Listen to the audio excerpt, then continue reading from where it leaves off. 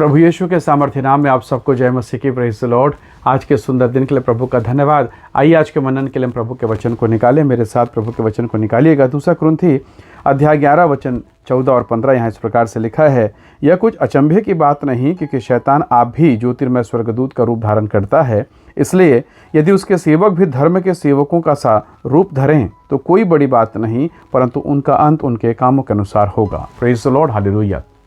प्रभु के लोगों, आज हर कोई हेल्दी भोजन के लिए, अच्छा खाना खाने के विषय में बोलता है, क्योंकि जो हम खाएंगे, जो अच्छा चीज़ हम ग्रहण करेंगे, उसका प्रतिफल भी हमें मिलेगा। हमारा शरीर स्वस्थ रहेगा, हमारा शरीर मजबूत रहेगा और तमाम प्रकार की बीमारियों से हम बचे रहेंगे। हर डॉक्टर ये बताता है कि अच्छा खाइए, ताज़ा खाइए, फ्रेश चीज़ें खाइए। पर समस्या ये है कि चारों तरफ मिलावटी चीज़ें मिलती है। चारों तरफ फल खा रहे हैं तो उसमें भी केमिकल डला हुआ है, सब्जी ले रहे हैं उसमें भी केमिकल, चावल और अनाज ले रहे हैं उसमें भी समस्या है।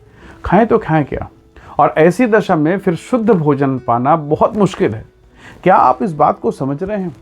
अगर आप यीशु मसीह के और शैतान की चर्चा को देखिए, मत्ती के सुसमाचार 4 अध्याय में, शैतान प्रभु यीशु मसीह, जिसने स्वयं बाइबल को लिखवाया है, जो बाइबल का रचयिता है, जो वास्तव में संपूर्ण पृथ्वी का, संपूर्ण ब्रह्मांड का, पूरे विश्व का रचयिता है, उस परमेश्वर प्रभु यीशु मसीह को शैतान बाइबल का ही वचन दिखाता है और उसे गलत तरीके से प्रस्तुत करता है, गलत इंटरप्रिटेशन करता है, गलत व्याख्या करता है। शैतान इसी में माहिर है।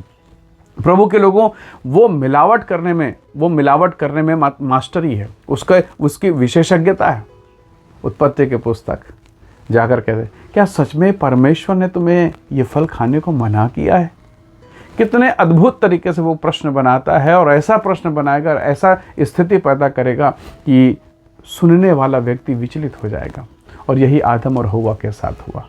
यीशु मसीह के पास भी वो आया, लेकिन यीशु मसीह विचलित नहीं हुए। यीशु मसीह ने वचन का जवाब, मिलावट वाले वचन का जवाब शुद्ध वचन से दिया। Praise the Lord, hallelujah. प्रभु के लोगों, यदि आज आप मिलावट का खाना खाएं, आपका शरीर दुर्बल होगा। उसी रीति से बहुत सावधान हो जाएं।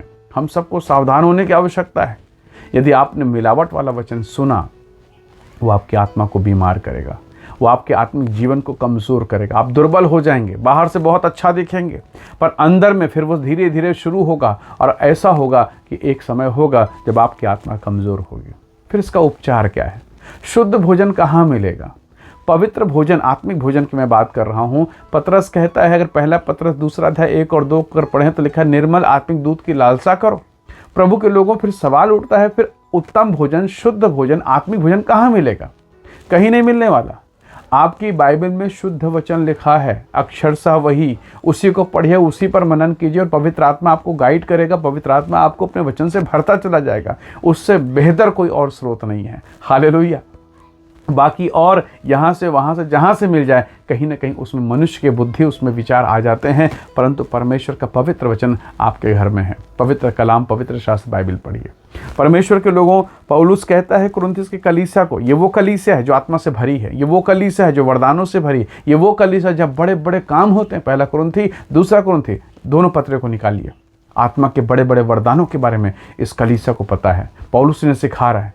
पर इसी कलीसिया में कुछ ऐसे भी लोग हैं जो गलत शिक्षा को, गलत बातों को बता रहे हैं। और ये वो कौन लोग हैं? ये वो लोग हैं जो अपने पेट की सेवा करते हैं। ये वो लोग हैं जो लोगों को भरमाते हैं। यहाँ तक परमेश्वर के वचन में लिखा है, शैतान ज्योतिर्मय स्वर्गदूत का रूप धारण कर सकता है, करता है। उसी भांति अधर्म के सेवक भी धर्म के सेवकों का रूप धरते हैं। प्रभु के लोगों, आपकी तैयारी क्या है? अगर आपकी तैयारी, वो कहते हैं ना, बीमारी के समय में डॉक्टर बोलते हैं, अगर आपका इम्यूनिटी सिस्टम, अंदर में जो रोग प्रतिरोधक क्षमता अगर अच्छी है, तो बाहर में जितनी भी बीमारियां हैं वो आप पर हावी नहीं हो पाएंगे। क्यों? क्योंकि आपका इंटरनल लाइफ बेस्ट है। प्रभु के लोगों, यीशु मसीह 12 वर्ष के थे जब वो मंदिर में गए, यरूशलेम के मंदिर में, जब उसने शास्त्री, फरीसी, धर्मगुरुओं से बातें करना शुरू किया, वो निरुत्तर हो गए और उन्होंने पूछा, ये किसका पुत्र है? मरियम और यूसुफ दौड़ते भागते आए। 3 दिन तक खो गया था यीशु। वास्तव में खोया नहीं थे। 3 दिन तक धर्मगुरु वहाँ के अगुओं की स्थिति गंभीर हो गई थी, क्योंकि उनका सामना प्रभु यीशु मसीह से है। क्यों ऐसा हुआ? मैं समझता हूँ, मरियम ने केवल यीशु को दूध नहीं पिलाया, परंतु परमेश्वर का जीवित वचन भी उसे दिया है। हालेलुया। हम भी अपने आप के लिए, अपने आत्मिक जीवन के लिए, पत्नी, बाल बच्चों, घर के लिए हम परमेश्वर के वचन को महत्व दें।